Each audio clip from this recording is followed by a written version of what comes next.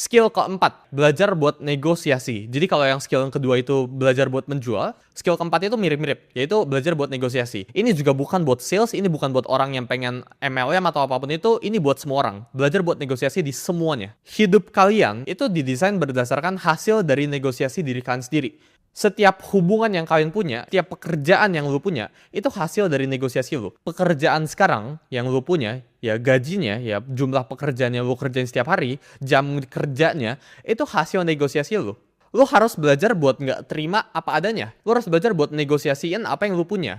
Ada research ya dari Linda Babcock bahwa karyawan di US yang berhasil negosiasiin gaji mereka, yang at least negosiasiin gaji mereka, itu naik gajinya 20-40%. Jadi kalau gaji lu 10 juta, ini bisa naik 12-14 juta. Kelihatannya itu kecil ya, cuma selisih 2 juta. Tapi kalau lu compound uangnya, ya lu investasikan selisih ini 2 juta ini ke indeks 8% kayak gitu, ini udah 2 miliar lebih ya dalam waktu 30 tahun di karir lu. Dan ini cuma gara-gara lu ngomong beberapa kata ke depan HRD lu, gue pengen naikin gaji gue. Tapi again ya, lu nggak bisa sembarangan negosiasi kalau value yang lu provide itu biasa-biasa saja. Jadi ini semuanya itu sebenarnya tergabung. Lu harus belajar bisa tulisin apa yang ada dalam pikiran lu, menjual diri lu, negosiasiin juga apa yang lu bisa jual. Jadi lu nggak bisa provide kosong, tapi lu negosiasiin. Lu nggak bisa punya value rata-rata, tapi lu pengennya di atas rata-rata. Itu susah. Cuma dengan satu percakapan ya, contoh 15 menit ya, ini udah bisa ngaruh, bisa ke miliaran rupiah. Cuma dalam lu ngobrolin lu pengen negosiasiin gaji lu negosiasiin diri lu itu harus kerja misalnya lebih banyak atau lebih kurang atau apapun itu, ini lu bisa dapat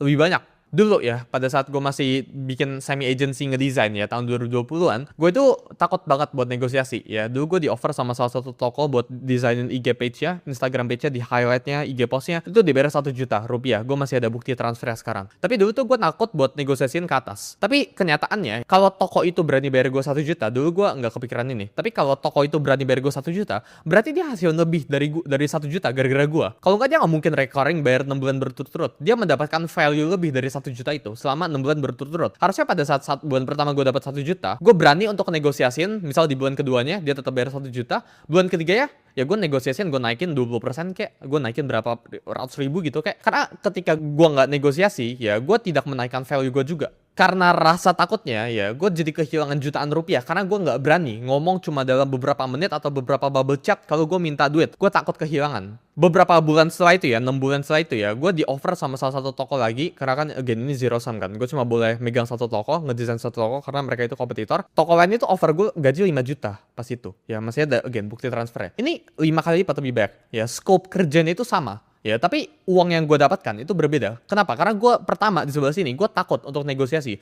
Dan tokonya itu tanda kutip injek-injek